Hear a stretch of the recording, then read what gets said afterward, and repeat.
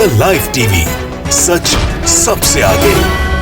तो मेरा नाम राशिद ज़हीर है और आप लाइव टीवी देख रहे हैं। पूरे देश ने और देश के रहने वाले हर एक व्यक्ति ने इस 15 अगस्त 2021 को आज़ादी महसूस की और जश्न मनाया, जैसा कि हम मनाते हैं और हमारा अधिकार भी है, क्योंकि अंग्रेज़ों से गुलामी हमें 15 अगस्त 1947 को मिली थी। लेकिन एक फ़ोटो और एक वीडियो वायरल हो रहा है जिससे पता चलता है कि हमारी आज़ादी में कहीं ना कहीं कोई कमी रह गई है। देखिए, आपकी तस्वीर हम लगाएंगे स्क्रीन पर, लेकिन उससे पहले मैं आधा मिनट की सिर्फ आपसे बात करना चाहता हूँ। सुन लीजिए, कश्मीर का पत्रकार 1080 दिन से ज़्यादा हो चुके हैं, वो जेल में बंद है। उसकी एक मासूम सी बच्ची वो एक अपील कर रही है, प्रधानमंत्री से भी अपील की गई है, बाहर के मुल्कों के जर्नलिस्ट ने अपील की है, वो भी हम आपको इसी वीलॉग में बताएंगे। लेकिन पहले आपकी स्क्रीन पर एक तस्वीर लगाना चाहते हैं। एक ऐसा पत्रकार जो कश्मीर में बंद है, 1080 दिन से ज़्यादा हो गए, जाकिर अली त्यागी हैं। उन्होंने पोस्ट किया, आपकी स्क्रीन पर है, कि कश्मीरी पत्रकार आसिफ सुल्तान 1084 दिन से UAPA के तहत श्रीनगर जेल में है। वो पैलेट गन पीड़ितों के दर्दों की स्टोरीज पिरोते थे, शब्दों में पिरोते थे। तो अमेरिका की NPC ने भी उन्हें अवार्ड से नवाजा, यानी कि अवार्ड भी मिल चुके हैं और अमेरिका की जो संस्थाएं हैं उन्होंने अवार्ड दिया। उनकी छोटी सी बच्ची भी बड़ी होकर पिता को आज़ाद करने की गुहार लगा रही है। क्या आप देंगे आज़ादी? क्वेश्चन मार्क है।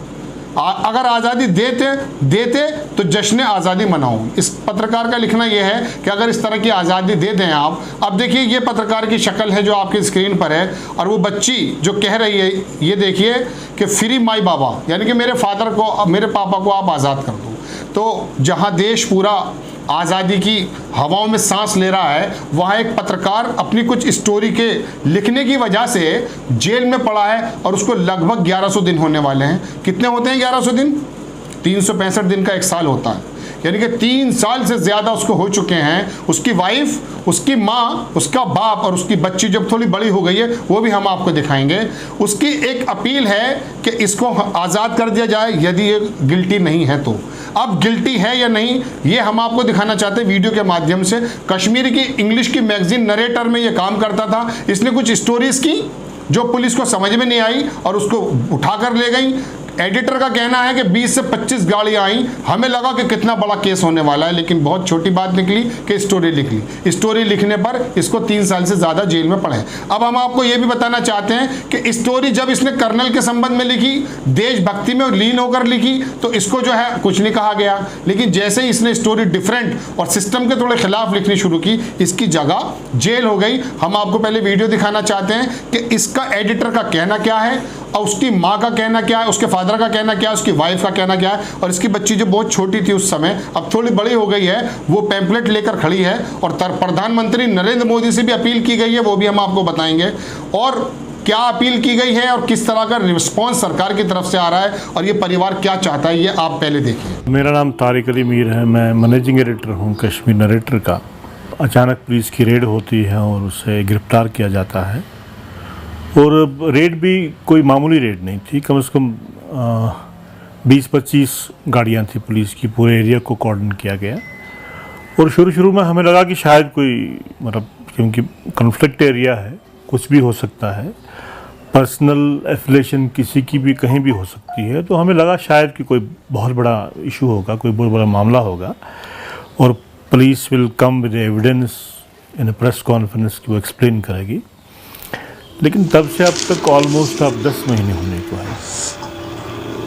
जो पुलिस ने चार्जशीट फाइल किया है, उसकी एविडेंस टेलीफोन उनके पास है, लैपटॉप उनके पास है, यानी किसी भी एक चीज़ को वो कोर्ट में प्रूव नहीं कर पाए। मतलब इंस्टीट्यूट्स जो है इससे डिस्क्रेडिट होते हैं। आप साबित क्या करना चाहते हैं? अगर है कुछ तो बताइए, अगर नहीं है तो फिर छोड़ दीजिए।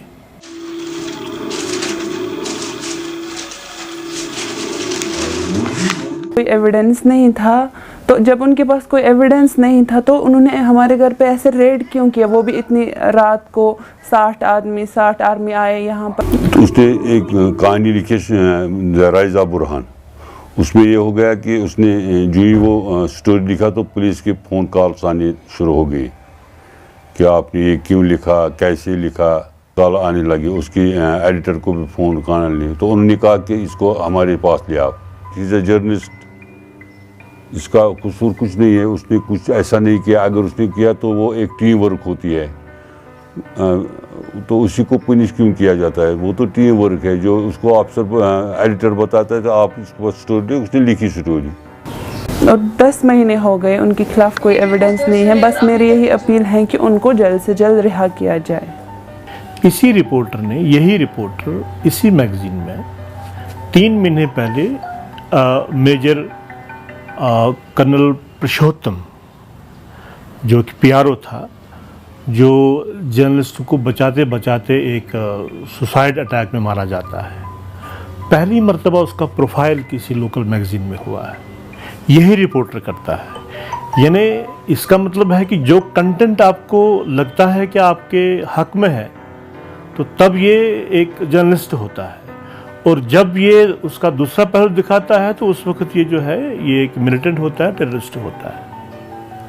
यानी इट मीन्स कि आप इस प्रोफेशन को भी अपने लाइन पे चलाना चाहते हैं। इसका मतलब है कि आप इसको एक सरकारी डिपार्टमेंट की तरह चलाना चाहते हैं। ये ठीक नहीं है। सुना कि एडिटर किस तरह की बात कर रहा है। उसने कहा कि वो 20-25 गाड़ियां लेकर आए वहाँ के पुलिसकर्मी और इसको लेकर चले गए, और 10 महीने बाद जब चार्जशीट दाखिल कर दी गई है उसमें भी पुलिस कुछ प्रूव नहीं कर पाई है।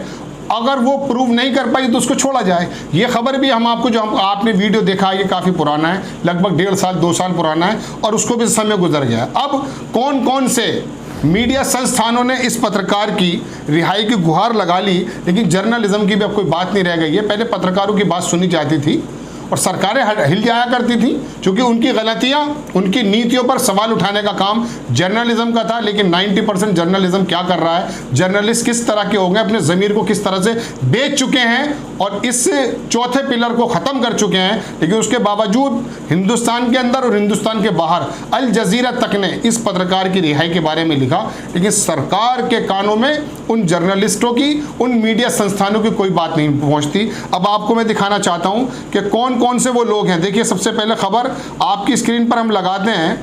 ये खबर जो है ये मिंट में छपी है 27 अगस्त में। इसमें कहा कि the committee to the protect journalist CPJ, independent non profit non governmental organisation based in New York की ये CPJ है। उन्होंने लिखा letter to prime minister Narendra Modi, the letter demanding the release of the Kashmiri journalist Asif Sultan was signed by the 397 journalist. ये लंबी इन्होंने letter लिखा प्रधानमंत्री को, लेकिन प्रधानमंत्री जी ने आज़ादी का अपने कार्यकाल में तो लगभग शायद 7वां या 8वां उन्होंने झंडा फहराया, पूरे देश को पैगाम दिया कि आप आज़ादी में जी रहे हैं। लेकिन आज़ादी कश्मीर के उस जर्नलिस्ट को नहीं मिल पाई जिसकी बेटी रोड पर आई है, और उसके फादर की आपने बात सुनी, उसकी वाइफ की बात सुनी। वो 3 बरस से उसकी वाइफ बुर्के में रह करके अपने हस्बैंड के बारे में जो आपसे कह रही है वो पूरी दुनिया जानती है। लेकिन शायद इस मीडिया के शोर में, जो गोदी मीडिया जिसको कहा जाता है, उसके शोर में हमारे कानों में और हमारे प्रशासन शासन के कानों में उसकी आवाज़ नहीं गई, उसकी अपील नहीं गई। हद ये है कि बाहर की जो संस्थाएं हैं उन्होंने भी लिखा, लेकिन कुछ भी हासिल नहीं है। पुलिस कुछ प्रूव नहीं कर पाई, उसके बावजूद 1084 दिन हो गए, जैसे हमने आपको बताया। और इस मौके पर उसकी बेटी का ये वीडियो, ये फोटो बहुत वायरल हो रहा है। आपको हमने दिखाया ये आसिफ सुल्तान नाम का जो है, इसके बारे में किस किस ने लिखा, हमने आपको बताया मिंट ने लिखा, हमने आपको बताया। देखिए, ये जर्नलिस्ट कश्मीर, आपको देख लीजिए, इसको जो है अल जजीरा ने लिखा, इसको लाइव मिंट ने लिखा, तमाम संस्थाओं ने इसको लिख दिया। firstspot.com ने लिखा, इस पे लिखा jail reporter Asif Sultan gets support from Kashmiri journalist community. सारे अखबार जो हैं वो लिखकर, न्यूज़ क्लिक ने बहुत अच्छी स्टोरी इस पर की। और ये देख लीजिए आप, आपके सामने अल जजीरा की रिपोर्ट है, इसमें लिखा है कि gelled Kashmiri journalist who won US media award was arrested after Burhan Wani profile. Burhan Wani profile और कुछ स्टोरी जब लिखी हैं, उस स्टोरी पे लिखने पर इसको जेल डाल दिया जाता है। लेकिन जब ये कर्नल के बारे में सही बात लिखता है तो वो स्टोरी सूट करती है सरकार को, और उसके बाद पता ही चलता कि एक पत्रकार 1080 दिन से ज़्यादा जेल में है। उसकी बेटी ये जो फ्लैग लेकर खड़ी है, प्रधानमंत्री नरेंद्र मोदी जी या गृह मंत्री अमित शाह, उनके कानों में, उनके आंखों के सामने अगर ये पंफलेट पड़ जाए तो देख लें कि एक आदमी अपनी ज़िंदगी की, जवानी की बातें और तमाम जो उसकी इंपॉर्टेंट टाइम वक्त है लाइफ का, वो जेल में गुजार रहा है। उसकी छोटी बच्ची, बहुत छोटी, सब थोड़ी बड़ी हो गई है, वो पंफलेट लेकर खड़ी है पूरे देश के सामने और कह रही है कि यदि मेरे फादर उसके अंदर जो है गिल्टी नहीं है तो उनको छोड़ा जाए। लेकिन पुलिस भी साबित करने में नाकाम है, जैसे कि आपको एडिटर ने बताया, नरेटर कश्मीरी जो मैगजीन है उसके।